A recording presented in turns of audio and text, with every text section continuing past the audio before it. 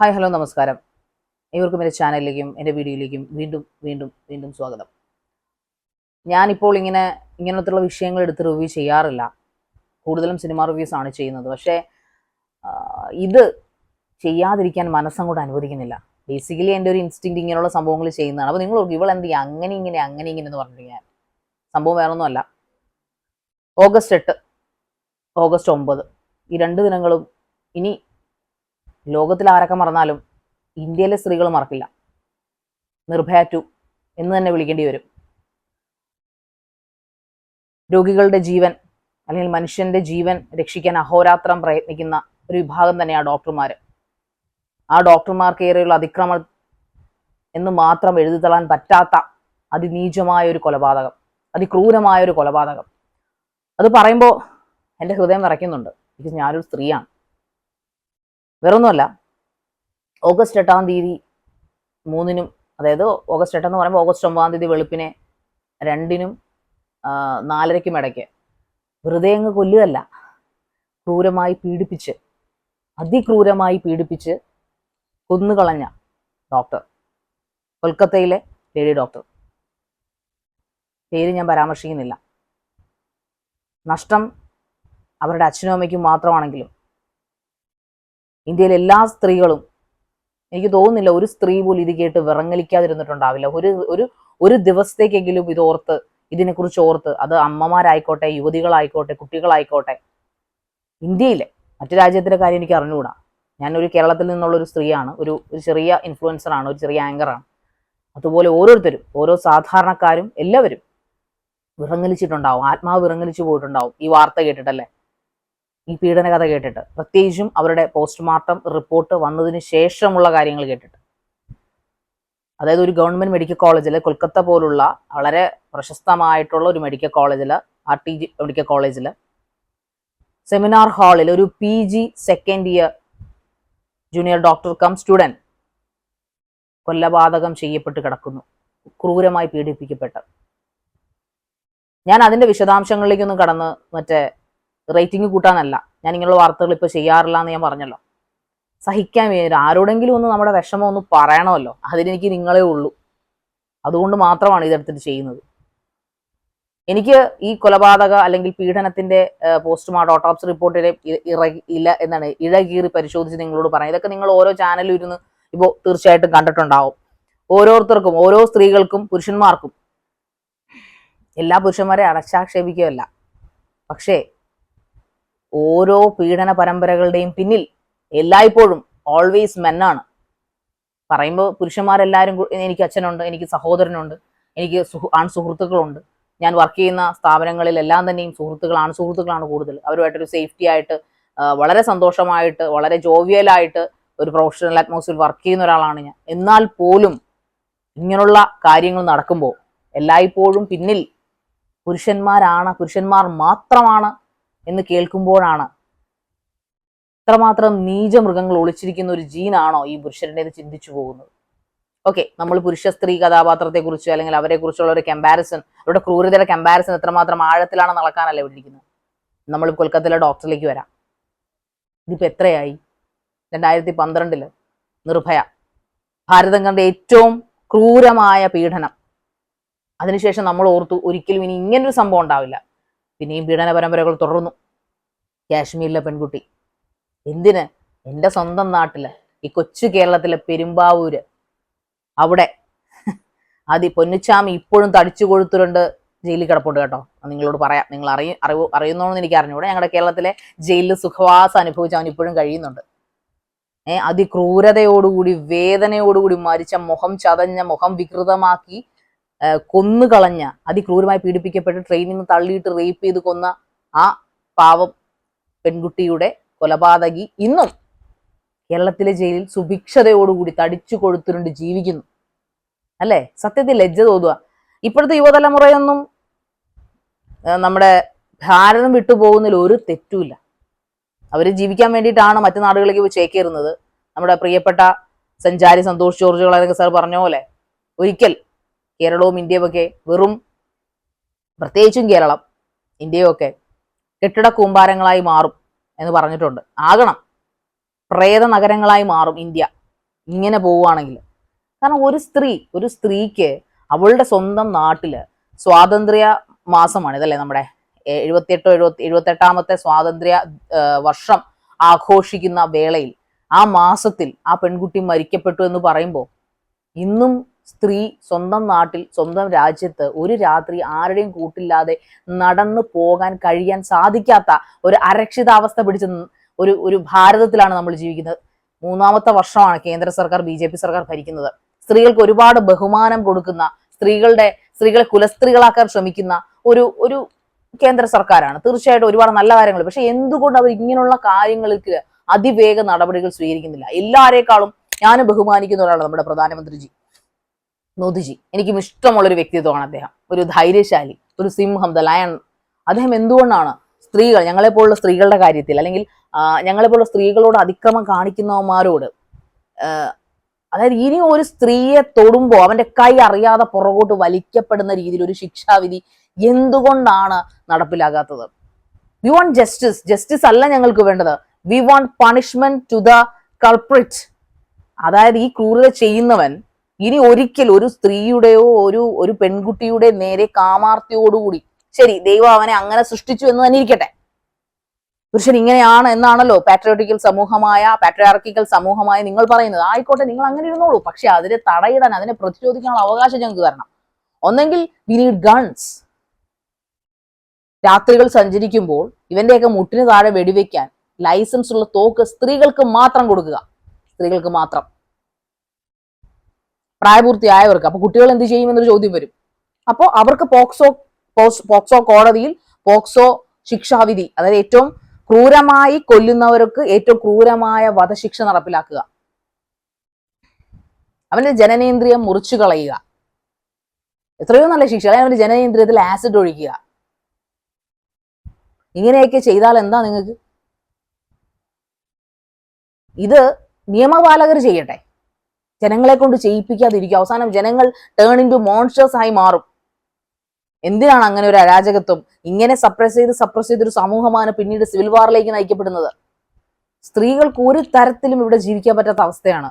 എന്തുകൊണ്ടാണ് ഇങ്ങനൊരു മഹാരാജ്യത്ത് ഇങ്ങനൊരു ശിക്ഷാ വിധികൾ? ഞാൻ ഇപ്പോഴും പറയുന്നു, ശിക്ഷ കുറഞ്ഞു പോകുന്നത് കൊണ്ട് മാത്രമാണ് ഇന്നും നമ്മുടെ നാട്ടിൽ സ്ത്രീകൾക്കെതിരെയുള്ള, അല്ലെങ്കിൽ വന്ന് 3, 4, 5 വയസ്സുള്ള കുട്ടികൾക്ക് എതിരെ വരെ ആലുവയില് കൊന്നുകളഞ്ഞ 5 വയസ്സുകാരിയാണ് അതിക്രൂരമായ പീഡനത്തിനിരയാക്കി ഒരുത്തൻ കൊന്നു കളഞ്ഞത്.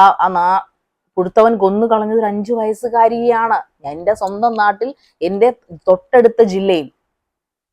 എന്തുകൊണ്ടാണ് ഈ ശിക്ഷകൾ ഈ ക്രൂരന്മാർക്ക്? ഇനി ഇവന്മാർ ഒരാളാണോ? അല്ല. ഒരു ഗ്രൂപ്പാണോ? അല്ല. ഇന്ത്യയിൽ 137 കോടി ജനങ്ങൾ ഉണ്ടെങ്കിൽ ഒരു പക്ഷെ അതിനകത്തൊരു 30-40 ലക്ഷം ഇങ്ങനത്തെ സൈക്കോസ് ഉണ്ടാവാം. ഇല്ലെന്ന് നിങ്ങൾക്ക് പറയാൻ പറ്റുമോ? തീർച്ചയായിട്ടും ഉണ്ട്. പക്ഷെ ഇവന്മാർക്ക്, അതായത് ഇവന്മാരുടെ പിൻഗാമികൾ ഇനിയും കാത്തിരിപ്പുണ്ട്. ഓരോ പെൺകുട്ടിയെയും, ഓരോ ഡോക്ടറിനെയും, ഓരോ നേഴ്സിനെയും, ഓരോ വീട്ടമ്മയെയും, ഓരോ ഉദ്യോഗസ്ഥരെയും, ഓരോ ഇൻഫോസിസ് IT ടെക്കിയെയും റേപ്പ് ചെയ്യാത്തവരുടെ ലിസ്റ്റ് എടുത്ത് നോക്കിയാൽ ഈ പ്രൊഫഷണൽസ് എല്ലാം അതിനകത്ത് ഉൾപ്പെടും. സാധാരണ വീട്ടമ്മമാര് തൊട്ട് കടത്തിനിൽ കിടന്നുറങ്ങുന്ന സാധാരണ ഏറ്റവും ദരിദ്രം അനുഭവിക്കുന്ന സ്ത്രീകൾ ഉൾപ്പെടെ റിപ്പോർട്ട് ചെയ്യപ്പെടുന്നതും ചെയ്യപ്പെടാത്തതുമായ ഒരുപാട് കേസുകൾ ഓരോ മിനിറ്റിലും ഇന്ത്യയിൽ നടക്കുന്നുണ്ട്. അപ്പൊ എനിക്ക് നിയമത്തോടാണ് പറയാനുള്ളത്. നിയമം പൊളിച്ചെഴുതിയേ പറ്റൂ. നിയമം പൊളിച്ചെഴുതിയില്ലെങ്കിൽ ഞങ്ങൾക്ക് തെരുവിൽ ഇറങ്ങേണ്ടി വരും. ബംഗ്ലാദേശ് കണ്ടതിനേക്കാളും മാരകമായി ഇന്ത്യയിൽ ഒരു സിവിൽ വാർ ഉണ്ടായാൽ അത് ബംഗ്ലാദേശോ പാകിസ്ഥാനോ ശ്രീലങ്കയോ കണ്ട സിവിൽ വാർ ആയിരിക്കില്ല സുഹൃത്തുക്കളെ. എന്റെ തലമുറ ചിലപ്പോൾ ഇറങ്ങും, എനിക്ക് അറിഞ്ഞുകൂടാ. ചിലപ്പോൾ ഇതിന്റെ പുറകിലത്തെ തലമുറ ഇറങ്ങുമായിരിക്കും. വലിയ താമസമില്ലാതെ ഇതെല്ലാം ഇന്ത്യയിൽ സംഭവിക്കും. ഇങ്ങനെയാണ് പോകുന്നതെങ്കിൽ. ഇല്ലെങ്കിൽ നിയമം നിങ്ങൾ മാറ്റി എഴുതുക. വേറൊന്നും കൊണ്ടല്ല. ഒരു കുട്ടിയുടെ നേരെ, അല്ലെങ്കിൽ ഈ പറയുന്ന ഒരു തെറ്റും ചെയ്യാത്ത ഒരു ഡോക്ടറുടെ നേരെ, ഒരു നേഴ്സിന്റെ നേരെ, അവർ വർക്ക് ചെയ്യുന്ന പ്രൊഫഷണൽ, അവർക്ക് 24/7 വർക്ക് ചെയ്യേണ്ട ഡ്യൂട്ടിയാണ്. അവരില്ലെങ്കിൽ പിന്നെ ആര് നോക്കും നിന്നെയൊക്കെ? ആര് ചികിത്സിക്കും? എമർജൻസി നമ്മൾ എപ്പോഴാണെന്ന് അറിയാവോ? നമ്മുടെ ഡോക്ടർമാരുടെ ആവശ്യം നമ്മൾ സൺഡേകളിൽ, ഒഴിവുള്ള ദിവസങ്ങളിൽ നമ്മുടെ കുഞ്ഞിനൊരു പരി വന്നാൽ, നമ്മുടെ അമ്മയ്ക്ക് ഒരു അസുഖം വന്നാൽ, അല്ലെങ്കിൽ നമ്മുടെ ഭാര്യയ്ക്കോ അല്ലെങ്കിൽ നമ്മുടെ പിന്നെ അടുത്ത ആൾക്കാർക്കോ ഒരു ആക്സിഡന്റോ അപകടങ്ങളോ ഉണ്ടായാലും നമ്മൾ ആദ്യം നോക്കുന്നത് സൺഡേ ആണോ എന്നാണ്. എന്റെ മനസ്സിലേക്ക് സൺഡേ ആണെങ്കിൽ ഡോക്ടർ ഉണ്ടാവുമോ, രാത്രിയാണെങ്കിൽ ഡോക്ടർ ഉണ്ടാവുമോ, മെയിൻ ഡോക്ടർ കാണുമോ, ഇതൊക്കെയാണ് നമ്മുടെ ചിന്ത ഹോസ്പിറ്റലിലേക്ക് ആദ്യം പോകുമ്പോൾ അല്ലേ. അതുകൊണ്ടാണ് നമ്മൾ ഗവൺമെന്റ് ഹോസ്പിറ്റലിലേക്ക് ആദ്യം കൊടുക്കണം. അവിടെ എപ്പോഴും ഒരു ഡ്യൂട്ടി ഡോക്ടർ ഉണ്ടാവും, അല്ലെങ്കിൽ അത്യാഹിതത്തിൽ ഒരു ഡോക്ടർ ഉണ്ടാവും. എല്ലാ സംസ്ഥാനങ്ങളും അങ്ങനെ തന്നെ ആയിരിക്കും. അപ്പൊ അങ്ങനെയുള്ള ആൾക്കാര് ഇനി എങ്ങനെയാണ് ഡോക്ടർമാരൊക്കെ നൈറ്റ് ഡ്യൂട്ടി എടുക്കുക? അവസ്ഥ ഇതല്ലേ. എടാ, ജീവൻ രക്ഷിക്കുന്ന ഒരു കുഞ്ഞിനെ റേപ്പ് ചെയ്താൽ, അല്ലെങ്കിൽ ഒരു സ്ത്രീയെ അല്ലെങ്കിൽ റേപ്പ് ചെയ്ത് കൊണ്ടുചെന്ന് നോക്കേണ്ട ഡോക്ടർമാരാണ്. ആ ഡോക്ടറെ തന്നെ റേപ്പ് ചെയ്ത് കൊന്നുകളയുക. അത് നോർമലായിട്ടുള്ള മൃഗങ്ങൾ പോലും ചെയ്യില്ലേ തോന്നുന്നു, മൃഗങ്ങൾ പോലും. അത്രയ്ക്ക് നരാധവന്മാരെ എന്താണ് സുപ്രീം കോർട്ട് നിങ്ങൾക്ക് ചെയ്യാനുള്ളത്? നിയമമേ, നിങ്ങൾക്ക് എന്താണ് നമ്മുടെ നാട്ടിലെ നിയമത്തിന് എന്താണ് നിങ്ങൾക്ക് ചെയ്യാൻ പറ്റുക? അതാണ് എനിക്ക് അറിയേണ്ടത്. അതാണ് നിങ്ങൾ പറയണം. നിങ്ങളൊരു മറുപടി പറഞ്ഞേ പറ്റൂ. ആൾക്കാർ തെരുവിൽ നിങ്ങൾ പ്രൊട്ടസ്റ്റ് ചെയ്യുന്നു. എന്തിനു വേണ്ടിയിട്ട്? നീതി കിട്ടാൻ. ഞങ്ങൾക്ക് സമത്വമൊന്നും വേണ്ട. ഞങ്ങളുടെ ശരീരത്തിനും ഞങ്ങളുടെ മനസ്സിനും ഒരല്പം സംരക്ഷണം തന്നാൽ മതി. ആരുടെയും സഹായമില്ലാതെ, ഈ പറയുന്ന പുരുഷ പ്രജകളുടെ സഹായമില്ലാതെ ഞങ്ങൾക്ക് രാത്രി റോഡിൽ ഇറങ്ങി നടക്കണം. വെറുതെ ചുമ്മാ. ഒരു രാജ്യത്ത് രാത്രിയും പകലും എന്തിനാണ്? രാത്രി സുരക്ഷിതമല്ലാത്തതുകൊണ്ടല്ലേ ഞങ്ങൾ വീട്ടിൽ കുത്തിയിരിക്കുന്നത്. ശരി, നിങ്ങൾ പറയുന്നു പുറത്ത് തെരുവിലിറങ്ങി നടക്കുന്ന നിർഭയെ കുറിച്ച് പറഞ്ഞപ്പോ ഇവിടുത്തെ സമൂഹം എന്താ പറഞ്ഞത്? പുരുഷ സമൂഹം ഇവളൊക്കെ എന്തിനാ രാത്രി ഇറങ്ങി നടന്നതെന്ന്. ആൺസുഹൃത്തുമായിട്ട് ഈ ഡോക്ടർ എപ്പോൾ ഇറങ്ങി നടന്നു? അവർ ഡ്യൂട്ടിയിലായിരുന്നു. 38 hours കണ്ടിന്യൂസ് ആയിട്ട് ഡ്യൂട്ടി കഴിഞ്ഞൊന്ന് വിശ്രമിക്കാൻ സെമിനാർ ഹാളിൽ പോയി കിടന്നതാണ് അവരെവിടെ ഇറങ്ങി നടന്നു? അപ്പോ അവിടുത്തെ ജീവനക്കാരെന്ന് പറയപ്പെടുന്ന ഒരുത്തനെ ഇപ്പൊ അറസ്റ്റ് ചെയ്തിരിക്കുന്നു. അവനാണോ അല്ല, 150 ഗ്രാം സെമനാണ് അവരുടെ പോസ്റ്റ്മോർട്ടം റിപ്പോർട്ട് കണ്ടെത്തിയത്. എന്താ അല്ലേ കഷ്ടം.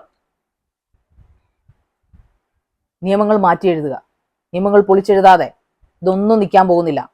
ഇനി ഡോക്ടർ ആവാം, നേഴ്സ് ആവാം, കുഞ്ഞുങ്ങളാവാം, ഇനി കോളേജിലെ ടീച്ചർമാരാവാം, ആർക്ക് വേണമെങ്കിലും എപ്പോൾ വേണമെങ്കിലും ആരെ റേപ്പ് ചെയ്യാൻ പറ്റുന്ന അവസ്ഥ.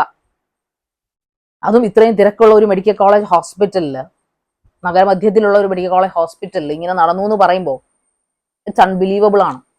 പക്ഷെ അൺബിലീവ് ചെയ്തേ പറ്റൂ. ഫാക്റ്റാണ് നമ്മുടെ മുമ്പിൽ നടക്കുന്നത്. അച്ഛനും അമ്മയും ഇനി മരണം വരെ ഭ്രാന്തമായ അവസ്ഥയിലായിരിക്കും. അവരുടെ ഫ്രണ്ട്സ്, അവർക്ക് ഏറ്റവും പ്രിയപ്പെട്ടവരൊക്കെയും. നമുക്കിതൊരു കഥ മാത്രമായി അവശേഷിക്കും, ഒരു സ്റ്റോറി മാത്രമായി. അതിന് ചാനലുകളാവട്ടെ, അല്ലെങ്കിൽ ന്യൂസ് പേപ്പർ ആവട്ടെ, എന്തിലും കുറെ നാള് എന്നെ പോലുള്ള ആൾക്കാർക്ക് കുറെ നാൾ ഇതിന്റെ ഹാങ് ഓവർ ഉണ്ടാവും. നിർഭയ എനിക്ക് അങ്ങനെയായിരുന്നു. കുറെ കാലങ്ങൾ, കുറെ വർഷങ്ങൾ ഈ ബസ്സൊക്കെ കാണുമ്പോൾ നമുക്ക് ഈ ഓർമ്മയാ വരണേ. ഇപ്പൊ ഇനി ഹോസ്പിറ്റലിൽ ഇത് പേടിക്കണം. ഇപ്പോഴും ഞാൻ പറയുന്നു, ശിക്ഷ ഇവന്റെയൊക്കെ ആസനത്തിൽ ആസിഡ് ഒഴിക്കണം. എന്നാൽ മാത്രമേ, അതായത് ഇവൻ കാമാർത്തിയോടുകൂടി ഒരു സ്ത്രീയെ, അവൾ എങ്ങനത്തവളും ആയിക്കോട്ടെ, അവളൊരു പ്രോസ്റ്റിറ്റ്യൂട്ട് ആയിക്കോട്ടെ, അല്ലെങ്കിൽ അവൾ തുണി വെച്ചിട്ട് നിൽക്കുന്നവളായിക്കോട്ടെ, എങ്ങനത്തവളായാലും അവളുടെ നേരെ അവളുടെ അനുവാദമില്ലാതെ ചെന്നടുക്കുമ്പോൾ അവന്റെ കൈയും മനസ്സും ഒന്ന് പിറകോട്ട് ആദ്യം വലിയണം. എന്താ ഇതിലെന്തായാലും, അല്ലെങ്കിൽ ഇവൻ മരിക്കണം. ഇതെല്ലാം ചെന്നിട്ട് ഇവൻ ആത്മഹത്യ ചെയ്യണം. അങ്ങനെ അല്ലാതെ ഇങ്ങനെ ഇറങ്ങി നടക്കാൻ പറ്റാത്ത വിധത്തിലുള്ള ശിക്ഷ ഇന്ത്യ മഹാരാജ്യം ഇങ്ങനെയുള്ള പ്രതികൾക്ക് കൊടുത്തേ പറ്റൂ. ഇല്ലെങ്കിൽ ഇന്ത്യ കത്തും. ഇന്ത്യ ഇന്ന് കത്തും, ഒരു സംശയവുമില്ല. വെറുതെ പറയുമല്ല, ഇപ്പോഴെന്നല്ല, ഞാൻ ഈ പറഞ്ഞത് ഒരു 5 വർഷത്തിനിപ്പുറം സംഭവിക്കും. ഞാൻ പ്രവചിക്കൊന്നുമല്ല. അത്രയ്ക്ക് രോഷമുണ്ട്, അത്രയ്ക്ക് വേദനയുണ്ട്. കാരണം എന്തുവാണിത്? വേറൊന്നുമല്ല, ഒരാളെ ചെയ്യുന്നതിനൊക്കെ നമുക്ക് വാക്കുകൾ കൊണ്ട് എങ്ങനെ പറയാൻ സാധിക്കും? ഇത് ഒരു തവണയാണോ? എത്ര തവണയായി? ലേറ്റസ്റ്റ് കേരളത്തിലെ ഏറ്റവും കൂടുതൽ ഇപ്പൊ നടക്കുന്ന കേട്ടോ ഉള്ളത്. ഞാൻ അഭിമാനത്തോടെ പറയുവാ. ഞാൻ വന്ദന, അങ്ങനെ ഡോക്ടർ വന്ദനയെ പെട്ടെന്നൊന്നും മറക്കില്ലാരും. അത് പിന്നെ റേപ്പ് ചെയ്തില്ല, കുത്തിക്കൊന്നുകളയാ ചെയ്തത്. കൊന്നുകളഞ്ഞു. അവന് ഈ കൊന്നുകളഞ്ഞവന്മാരെല്ലാരും, നിർഭയുടെ കേസ് ഒഴിച്ച് ബാക്കി എല്ലാ അവന്മാരും ഇന്നും ജീവനോടെ ഉണ്ട് സമൂഹത്തിൽ. മറ്റത് പിന്നെ ചത്തു തൊലഞ്ഞു കുറയണങ്ങൾ. പിന്നെ നാശം പിടിച്ചവൻ ഏറ്റവും ക്രൂരമായിട്ട് ആ പെങ്കൊച്ചിനോട് പെരുമാറിയോ മാത്രമേ എവിടെയോ സമൂഹത്തിൽ ജീവിച്ചിരിക്കുന്നു, മരിച്ചോ എന്നൊക്കെ പറയാം. എനിക്ക് അറിഞ്ഞുകൂടാ അതിനെ കുറിച്ചുള്ള കാര്യങ്ങൾ പൂർണ്ണമായിട്ട്. പക്ഷേ ഇവന്മാർ സ്വയം മരിക്കാൻ പാടില്ല. ഞാൻ പറഞ്ഞ പോലെ ഏതൊരു സ്ത്രീയുടെ നേരെയും കാമാസക്തിയോടുകൂടി പാഞ്ഞടുക്കുന്നവൻ എന്റെ കൈ ഒന്ന് പുറകോട്ട് വലിക്കപ്പെടണം. ഇന്ത്യയിലെ ശിക്ഷാവിധി ഓർത്ത്. ഇന്ത്യയിൽ ഇതാണ് ശിക്ഷ. ഒരു പെണ്ണിനെ കയറി അവളുടെ പെർമിഷൻ ഇല്ലാതെ തൊടുകയോ റേപ്പ് ചെയ്യപ്പെടുകയോ ചെയ്യാൻ തുനിഞ്ഞാൽ, അവൻ പിടിക്കപ്പെട്ടാൽ അവന് കിട്ടാൻ പോകുന്ന ശിക്ഷ അതിഭയാനകമാണെന്ന് അവനൊരു ഭയം വരണം. എന്നാൽ മാത്രമേ ഈ രാജ്യത്തിന്, സ്ത്രീകൾക്ക്, ഇന്ത്യയിൽ ജീവിക്കുന്ന സ്ത്രീകൾക്ക് റേപ്പിൽ നിന്നും ഇങ്ങനെയുള്ള റേപ്പ് കൊലപാതകളിൽ നിന്നും ഒരു ശാപമോക്ഷം ഉണ്ടാവും. അതുവരെ ഇത് തുടരും. ഇല്ലെങ്കിൽ ഓരോ സ്ത്രീയും വാളെടുക്കും, ഓരോ സ്ത്രീയും ലൈസൻസ് ഇല്ലാത്ത തോക്കുകൾ സൂക്ഷിക്കും, വെടിവെച്ചങ്ങ് കൊല്ലും. രാജ്യം ഡെവലപ്പിംഗ് ആണ്. കുറ്റകൃത്യങ്ങൾ കൂടുന്നതോടൊപ്പം അത് ഒളിപ്പിക്കാനുള്ള സാഹചര്യങ്ങളും കൂടും. അതുകൊണ്ട് നിയമം അതിനുള്ള വഴി വെക്കാതെ ദയവായി നിയമങ്ങൾ, റേപ്പിനുള്ള നിയമങ്ങൾ, ശിക്ഷാ നിയമങ്ങൾ നിങ്ങൾ കുറെ മാറ്റി, പോക്സോ കേസും അതും ഇതൊക്കെ നിങ്ങൾ മാറ്റിയിട്ടുണ്ട്, ഇല്ലെന്ന് ഞാൻ പറയില്ല. പക്ഷെ കൊടുക്കുന്ന ശിക്ഷ, മരണം വരെ ഓർത്തിരിക്കാൻ പറ്റുന്ന ശിക്ഷാവിധികൾ, പുതിയ ശിക്ഷാവിധികൾ, എന്തെല്ലാം ടെക്നോളജീസ് ഇന്ത്യയിൽ വരുന്നു, എന്തെല്ലാം മാറ്റങ്ങളുണ്ട്. എന്തുകൊണ്ട് ശിക്ഷാവിധികൾ മാറ്റങ്ങൾ ഉണ്ടാകുന്നില്ല? സോ ശിക്ഷകൾ മാറ്റുക. ഏറ്റവും ക്രൂരമായ ശിക്ഷകൾ തന്നെ റേപ്പിസ്റ്റുകൾക്ക് കൊടുക്കുക. അത് മാത്രം പറഞ്ഞുകൊണ്ട് നിർത്തട്ടെ. വേറൊന്നും എനിക്ക് പറയാനില്ല. ജയ് ഹിന്ദ്.